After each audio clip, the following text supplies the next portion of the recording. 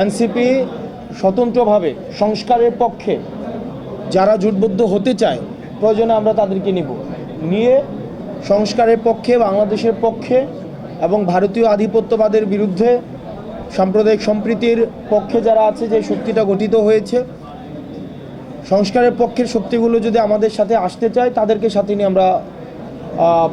আমরা জোট গঠন করতে পারি। কিন্তু যারা সংস্কারের বিপক্ষে অবস্থান নিয়েছে, যারা দেশের সংস্কার কার্যক্রমকে বাধাগ্রস্ত করেছে, 24-এ যে কারণে মানুষ রাস্তায় নেমে এসেছিল, সেই জন আকাঙ্ক্ষার বিরুদ্ধে যারা অবস্থান নিয়েছে, তাদের সাথে এনসিপির কোনো জোট, তাদের সাথে এনসিপির কোনো ধরনের কোনো নির্বাচনী অ্যালায়েন্স, সেটি আসলে সম্ভব নয়। আওয়ামী লীগ এখন বাংলাদেশে অপ্রাসঙ্গিক। এটি নিয়ে আসলে আমাদের লুক ফরওয়ার্ড, আমাদের সামনে ভাবতে হবে, সামনের বিষয় নিয়ে চিন্তা করতে হবে।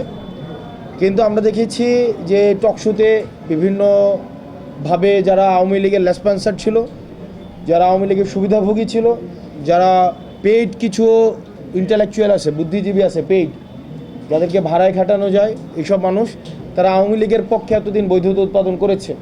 কিন্তু গত 2 দিনের কার্যক্রমে বুঝে যাওয়া উচিত যে আওয়ামী লীগ কখনোই গণমানুষের দল ছিল না।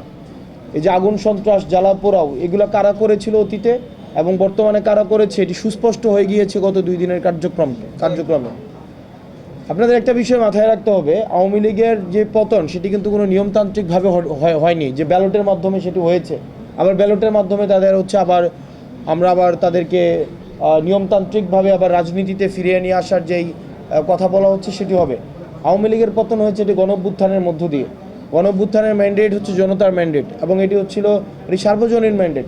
তো এই দলটিকে ফিরিয়ে আনার যারা বৈধতা উৎপাদন করছে, তারা মূলত আগুন সন্ত্রাসের পক্ষে বৈধতা উৎপাদন করছে, তারা মূলত বুলেটের পক্ষে বৈধতা উৎপাদন করছে, এত বছর ধরে যারা ব্যাংক লুট করেছে তাদের পক্ষে বৈধতা উৎপাদন করছে, তারা যারা গুম, খুন, হত্যা, নির্যাতন, নিপীড়ন যেটি হয়েছে সেটির পক্ষে বৈধতা উৎপাদন করছে, তারা মাইনরিটির যে নির্যাতন হয়েছে, আমাদের হিন্দুদের উপরে যে নির্যাতন আওয়ামী লীগ যেভাবে করেছে, মাইনরিটিকে যেভাবে ক্লাসিফাইড করেছে, সেটির পক্ষে তারা বৈধতা উৎপাদন করছে। তো সেই জন্য যারা ফেসিবাদ বিরোধী ক্রিয়াশীল যে রাজনৈতিক দলগুলো রয়েছে, সেই রাজনৈতিক দলগুলোর ঐক্যবদ্ধ হওয়ার কোনো বিকল্প নেই। সেটির মধ্য দিয়ে আসলে আওয়ামী লীগের উপযোগিতা বাংলাদেশে যে বিনষ্ট হয়ে গিয়েছে, উপযোগিতার যে আর কোনো অবকাশ নেই, সেই জিনিসটি তখন স্পষ্ট হবে।